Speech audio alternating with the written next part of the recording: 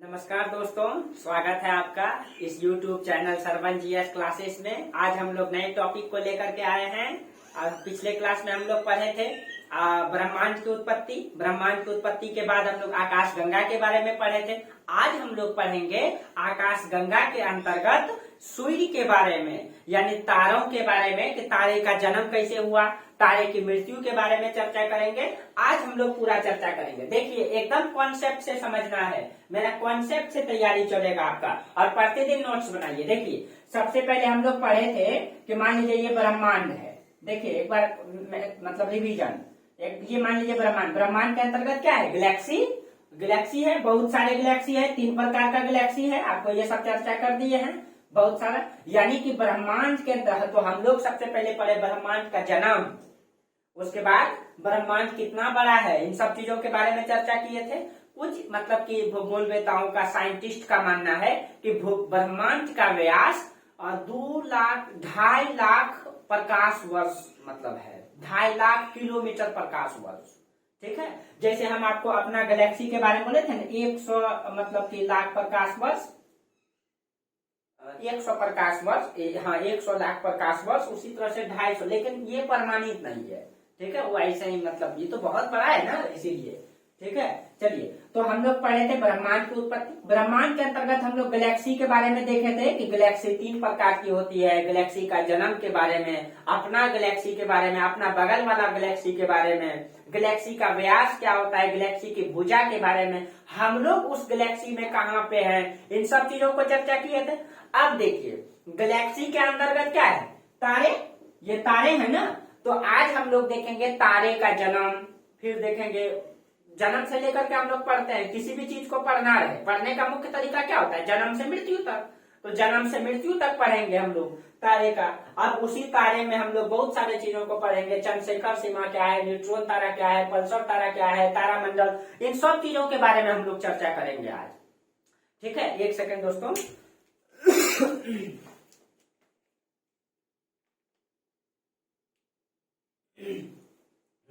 तो इन सब चीजों के बारे में हम लोग आज चर्चा करेंगे। ठीक है, चलिए, तो हम लोग अब पढ़ते हैं कि देखिए, हम लोग पढ़ेंगे तारे का जन्म और मृत्यु। अब देखिए, तो हम बोले थे कि जब गैलेक्सी का निर्माण हुआ था, ये जो आपका गैलेक्सी है, ठीक है, इसमें जो है गैलेक्सी में बहुत सारा गैस भरा हुआ था। देखिए, तारे का जन्म को बता रहे हैं, बहुत सारा गैस भरा हुआ था। अब देखिए, उसमें हो क्या रहा था कि जब बहुत सारे गैस भरा हुआ था, ठीक है, उसमें जब बहुत सारा गैस भरा हुआ था, तो गैस जब आपस में मतलब हाइड्रोजन गैस जो था ना, उसमें हाइड्रोजन में जब टकरा रहा था, बहुत सारे हाइड्रोजन गैस था इसमें।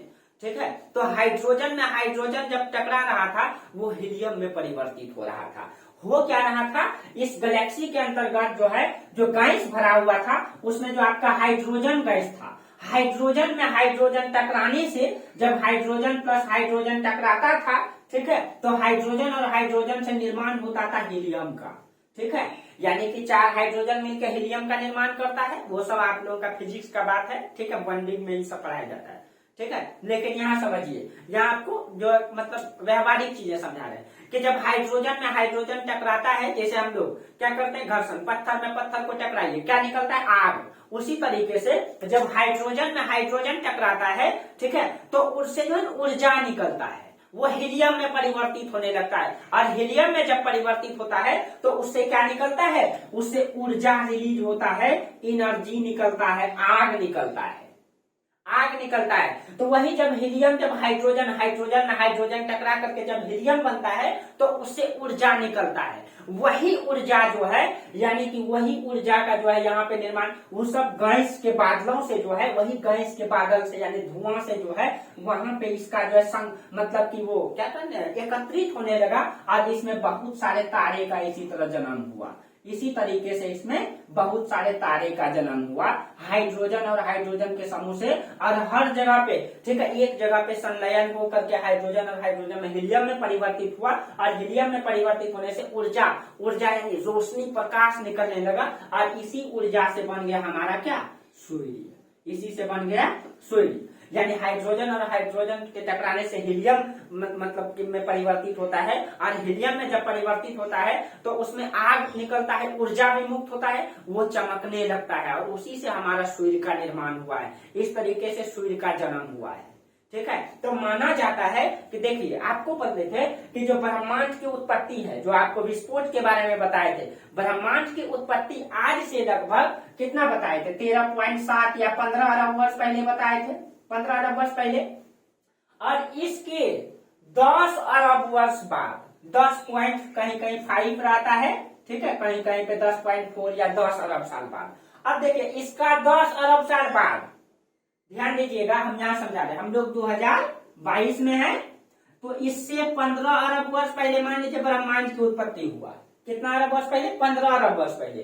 तो ब्रह्मांड आज से 15 अरब वर्ष पहले बना, और इसके 10 अरब साल बाद या 10.5 अरब साल बाद, नहीं 9.56 ऐसे मान लीजिए 10 अरब साल बाद, एग्जैक्ट तो कहीं है नहीं, समझाना चाह रहे हैं आपको।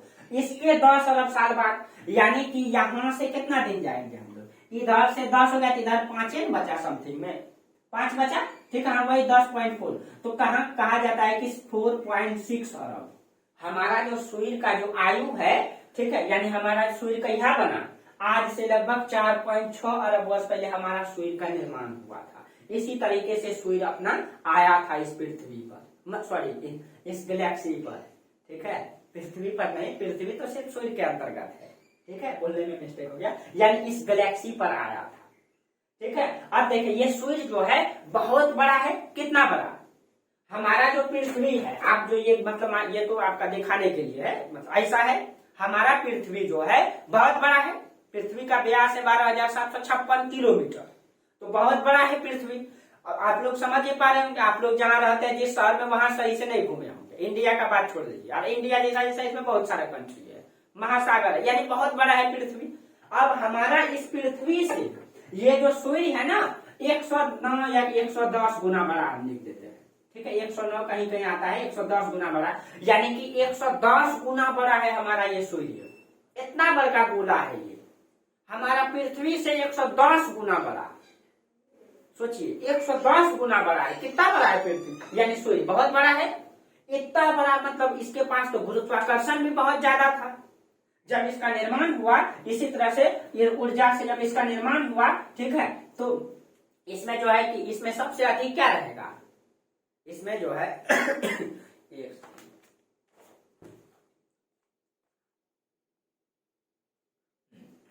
अब देखिए, इसमें सबसे अधिक क्या रहेगा, इसमें जो है, अब देखिए, अब ये बना किससे है, हाइड्रोजन और हीलियम से। तो इसमें अधिक मात्रा में लगभग 98% हाइड्रोजन आपको हीलियम है, और जो 2% बचा यही इसमें धूलकण है, धूलकण, ठीक है, धूलकण है इसमें हाइड्रोजन। अब देखिए, इससे सूर्य का निर्माण हुआ।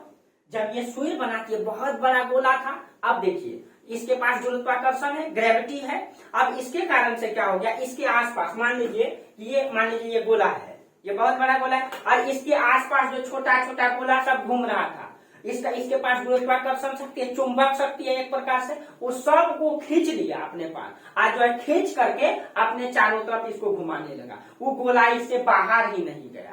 उसी से देखेंगे कि सौरमंडल का निर्माण होगा, ठीक है। तो सौरमंडल को आपको अगले टॉपिक में बताएंगे, पहले सूर्य को समझिए। अब जब सूर्य का निर्माण हुआ तो ठीक है, अब इस तरीके से सूर्य का निर्माण हुआ, इस तरीके से सूर्य का जन्म होता है।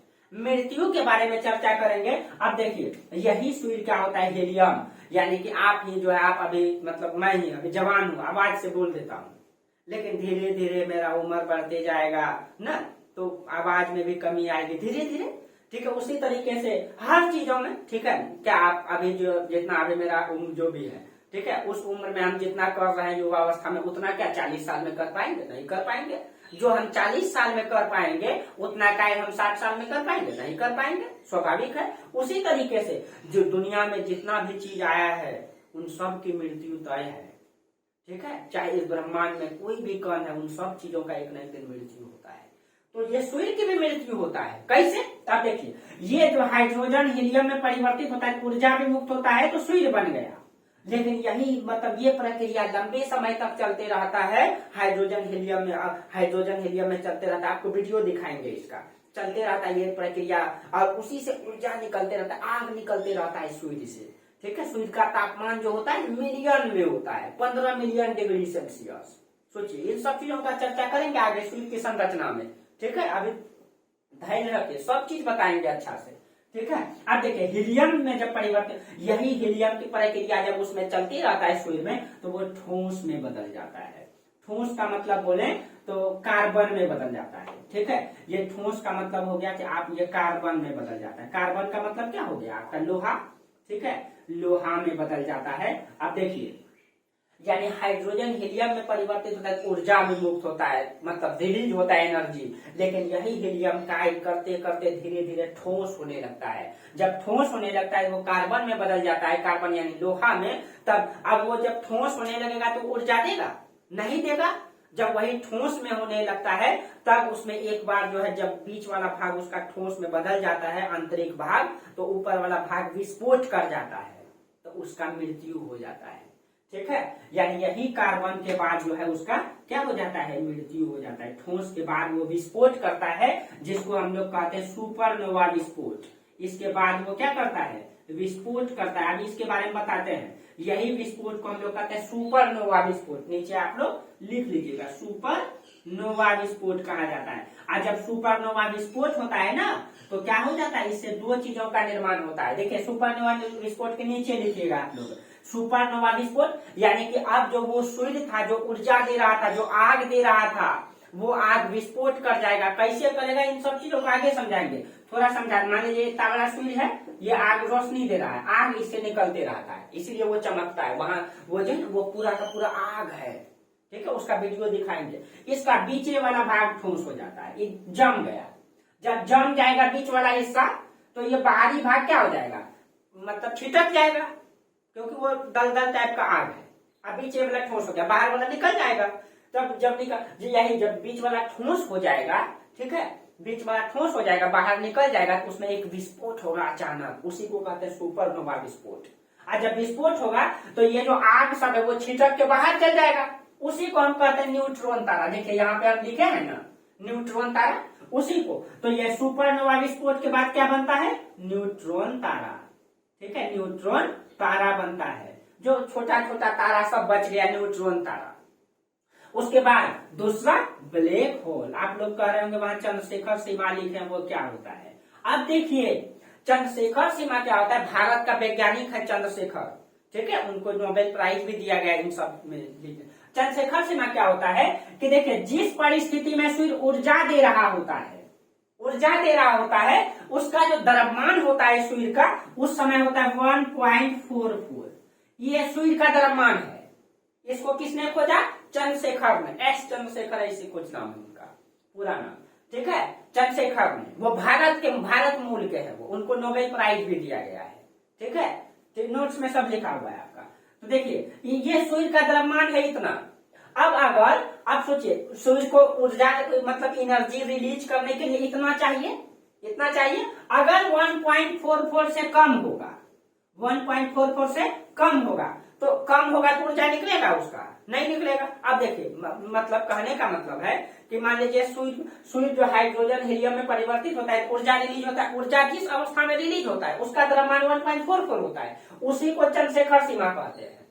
लेकिन अब ऊर्जा रिलीज 1.44 में होता है, लेकिन वहां अगर किसी सूर्य का द्रव्यमान 1.44 से गुना से कम होगा, 1.44 गुना से अगर कम होगा, तो वो जो है श्वेत वामन कहलाएगा।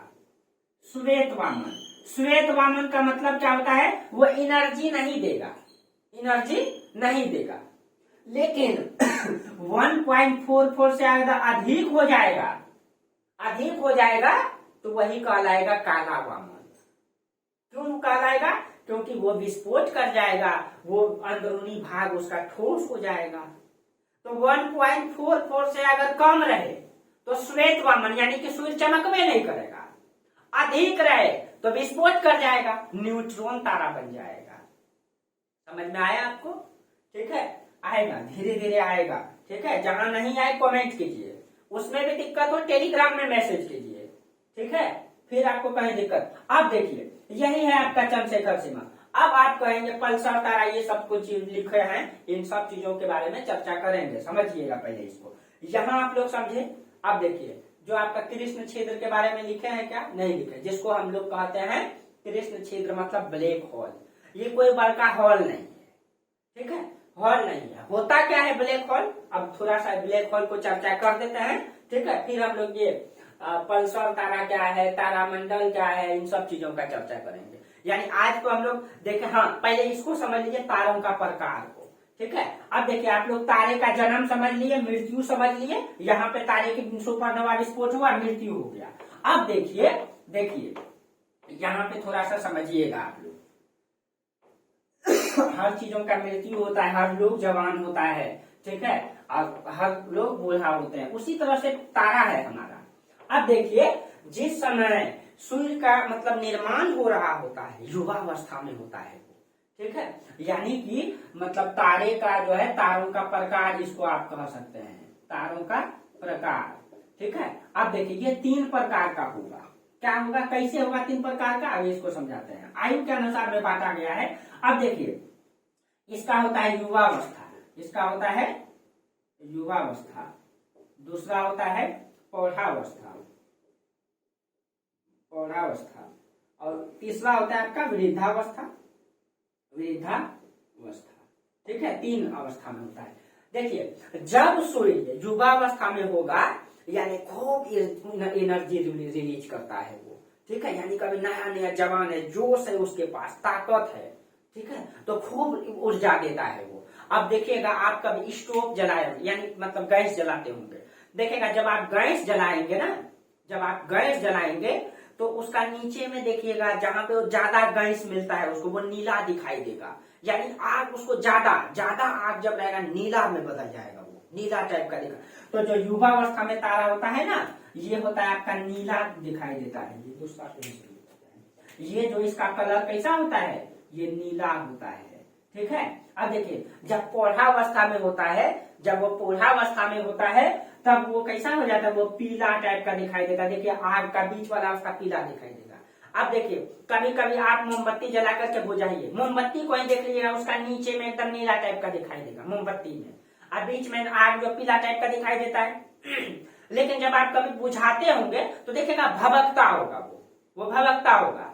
इसका उस समय वो क्या होता है, उस समय जो वो होता है वो वृद्धावस्था में होता है, यानी कि वो जब बुझने वाला होता है, अंतिम अवस्था में होता है, तो वो अचानक जो है लाल टाइप का दिखाई देने लगता है, लाल दानव उसको कहा जाता है। तो इसी में ये जो कैसा दिखाई देता है, ये लाल दिखाई देता है, ठीक है। और इस अवस्था के बाद ही, ठीक है, वही जो आपको बोले कि मतलब सूर्य का विस्फोट हो जाता है, यही वृद्धावस्था में सूर्य का विस्फोट हो जाता है।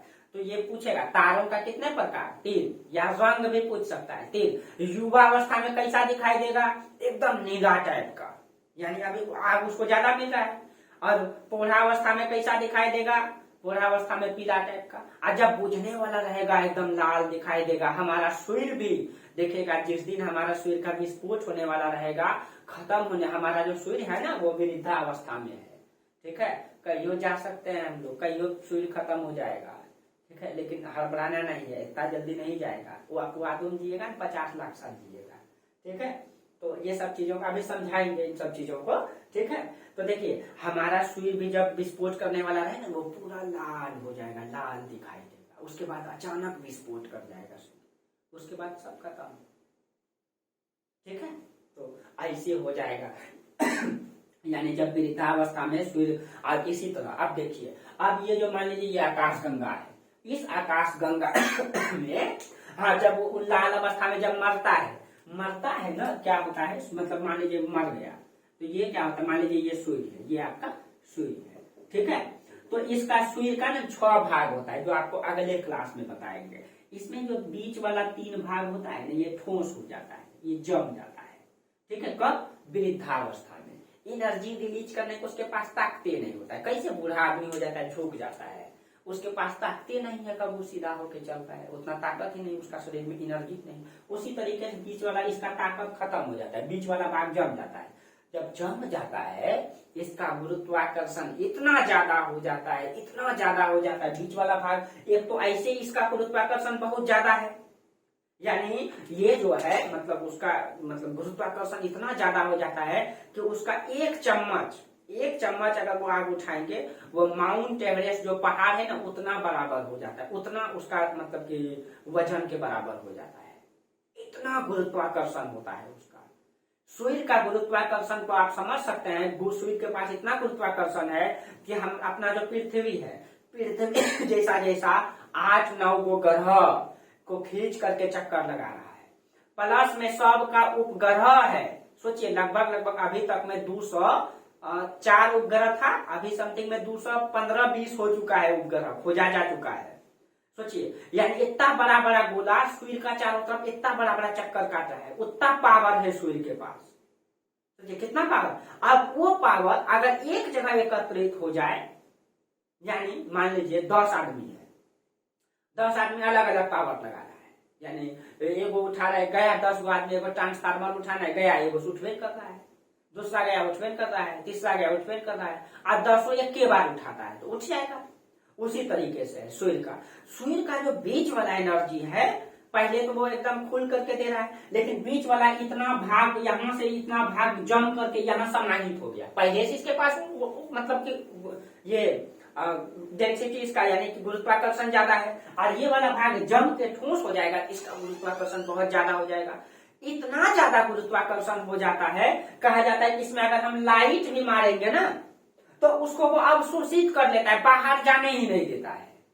उसी को कहा जाता है, इसी में यानी जब ये विस्फोट करेगा ना तो ये जब ये बीच वाला भाग काला हो जाएगा विस्फोट करेगा तो, और इसमें इसको हम लोग देख ही नहीं पाएंगे, ये बाहर वाला विस्फोट कर जाएगा, ये सब छिटक जाएगा, बीच वाला भाग बच जाएगा एकदम काला। और वहां पे लाइट भी जलाते हैं, कैमरा भी लगाते हैं, तो उसका लाइट को वो खींच लेता है, बाहर आने ही नहीं देता है। इसी को कहा जाता है ब्लैक होल। इसी को क्या कहा जाता है? Black hole. इसी को कृष्ण छिद्र कहा जाता है, कृष्ण छिद्र कहा जाता है। ठीक है, यानी इससे कोई लाइट ही बाहर नहीं आए, इसको ही ब्लैक होल कहा जाता है। इसके अब देखिए अब क्या होता है, अब ध्यान दीजिएगा।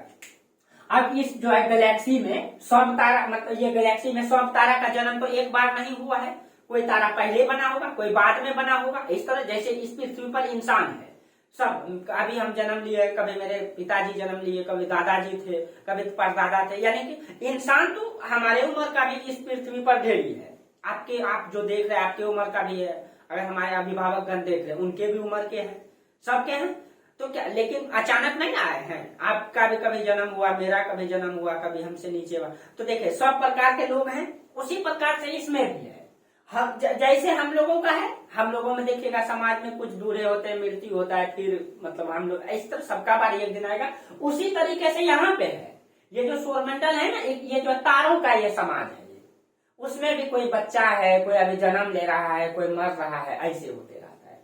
वैज्ञानिकों ने जब तारा मर रहा था तो उसमें ब्लैक होल का निर्माण हो रहा था, आपको दिखाएंगे उसका पिक्चर। लेकिन ब्लैक होल का जब निर्माण हो रहा था उसमें जब हम लोग देखने का प्रयास किए, लेकिन उसका अंदर में क्या प्रक्रिया होता है वो पता ही नहीं चल पाता है, उसका लाइट ही अवशोषित कर लेता है, पता ही नहीं चल पाता है अभी तक। ठीक है, यानी बगल वाला तारा जब विस्फोट कर रहा था, हम जैसे मान लीजिए तारा हमारा बगल वाला एगो विस्फोट कर रहा था, वैज्ञानिक उसको देखा कि उसकी मृत्यु हो रही है, उसी तरह हमारा भी तारा एक दिन मृत्यु हो जाएगा। ठीक है, अब देखिए ये आपका तारे का जन्म और मृत्यु होता है ना, उसी को ब्लैक होल में बदल जाता है, वो अंदरूनी हिस्सा। बाहर वाला को जो फेंका जाता है न्यूट्रॉन तारा कहते हैं। पल्सर तारा क्या होता है? ठीक है, पल्सर तारा क्या होता है, मतलब वही उसका पल्सर तारा का द्रव्यमान इतना ज्यादा होता है, वही जब न्यूट्रॉन तारा फेंका जाता है तो उसमें से कुछ ऐसा तारा होता है जिसका द्रव्यमान बहुत ज्यादा होता है। ठीक है, अब देखिए आप कहेंगे तारामंडल, इन सब चीजों का चर्चा कल से करेंगे, कल काहे करेंगे बताते हैं अभी काहे। देखिए अब हम क्या पढ़े, तारे। अब देखिएगा तारों के बाद जो है हम लोग क्या पढ़ेंगे, देखिए अब हम लोग कल से एकदम इंटरेस्टिंग टॉपिक, तारों के पास जो है ये मान लीजिए तारा है, ये इसके पास इतना ज्यादा गुरुत्वाकर्षण है कि इसके पास जो ग्रह सब बहुत सारा चक्कर काट रहा है इस तरीके से, इसके पास भी इसी तरह प्रक्रिया है। ठीक है, प्रक्रिया यानी बीच में गैप है, उसी तरह इसके पास भी है इसी तरह। तो मान लीजिए ये जो तारा है ये पूरा का पूरा इस तरीके से जो निर्माण किया है, मान लीजिए एक तारा है और इसके पास 8 ग्रह है, 8 ग्रह। तो ये किसका निर्माण किया? ये किसका निर्माण किया? ये सौरमंडल का। ठीक है, कल से हम लोग क्या पढ़ेंगे? सौरमंडल। अब देखिएगा सौरमंडल, लेकिन हम वहां जो लिखे हैं तारामंडल। अब देखिए तारामंडल क्या है, अब हम लोग पढ़ रहे हैं सूर्य। सूर्य तो एक तारा ही हो गया ना, क्योंकि इसके पास 8 ग्रह, क्योंकि इसके पास इतना ज्यादा गुरुत्वाकर्षण है, आसपास के सब ढेला को खींच करके अपने में मिला दिया और चारों तरफ इसको घुमा रहा है अभी तक, जो घूमते रहा है, जो कल से इसका चर्चा करेंगे। अब बहुत इंटरेस्टिंग सब्जेक्ट है आपका। अब देखिए ये सौरमंडल बन गया। अब आपको पढ़ाएंगे तारामंडल क्या होता है, सेंट्रोस तारा क्या है, ये हाइड्रा क्या है, साइरस, मैक्सिमा, ये कब समझ में आएगा बताते हैं। ये जैसे एक तारा बताए तो हमारे बगल में कुछ तारा है, हमारे बगल में कुछ तारों का समूह है, ठीक है, जो कि हमारे मतलब पृथ्वी से कुछ दिखाई देता है, कुछ सूर्य से दिखाई देता है, वही सब तारा के बारे में यहाँ लिखे हुए हैं। उसी में आपको बताएंगे नक्षत्र क्या होता है। आप लोग कहते हैं ये लड़का इस नक्षत्र में जन्म लिया, ये राशि, ये सब चर्चा करते हैं ना आप लोग, तो हम चर्चा करेंगे उसके बारे में। ठीक है, तो कल से इसका हम लोग चर्चा करेंगे सौरमंडल से, और सौरमंडल के अंतर्गत आपका ये सब टॉपिक को क्लियर कर लेंगे एक ही बार। वहां ज्यादा समझ में आएगा, जब सौरमंडल पढ़ाएंगे ना यहाँ आपको ज्यादा समझ में आएगा और आपको इसका दिखाएंगे भी। सूर्य के ब्लैक होल में परिवर्तित होने का जो घटना है, जो वैज्ञानिकों ने कैप्चर किया है, नासा के, अमेरिका के नासा के वैज्ञानिकों ने, जो ब्लैक होल में जब परिवर्तित हो रहा था उनको दिखाएंगे। कल से हम आप लोगों को एकदम आपका सीधा कॉन्सेप्ट से चलेगा। ठीक है, अब देखिए अब आपको क्या पढ़ाएंगे। सौरमंडल में कितना ग्रह? 8 ग्रह, 8 ग्रह। उसमें भी हम लोग कौन सा ग्रह में रहते हैं? पृथ्वी में। तो हम लोग फिर पृथ्वी के बारे में पढ़ेंगे। पहले 8 ग्रह, फिर हम लोग पृथ्वी में कितना महादेश? 7 महादेश, महासागर 5, फिर 7 महादेश के बारे में। उसमें हम लोग कहाँ रहते हैं? एशिया में, फिर एशिया को अलग से बताएंगे। एशिया में कहाँ रहते हैं? इंडिया में, इंडिया को बताएंगे। इंडिया में कहाँ रहते हैं? तो जो भी जहां रहते हैं, कोई बिहार, कोई दिल्ली, जो भी जहां से आप लोग देख रहे हैं, ठीक है, तो वहां से तो देखिए एक एक करके ऊपर से नीचे मेरा क्लास चलेगा। और जहां समझ में नहीं आए कमेंट कीजिए आप लोग, और अच्छा लगता है तब सपोर्ट कीजिए। क्या ये तो बनता है आप लोगों का, मतलब क्या बोले, हक है मेरा कहने का। क्या अच्छा लगेगा तो जरूर शेयर कीजिएगा, आप लोग सबको बताइएगा। चलिए तो आज यहीं तक रहने दीजिए, फिर कल से एकदम इंटरेस्टिंग टॉपिक के साथ हम लोग चर्चा करेंगे। ठीक है, तब तक के लिए आप लोगों को बहुत बहुत धन्यवाद। ठीक है, आप लोग खूब मस्ती से पढ़ाई कीजिए, एकदम लगनशील तरीके से। ठीक है, कहीं दिक्कत नहीं है।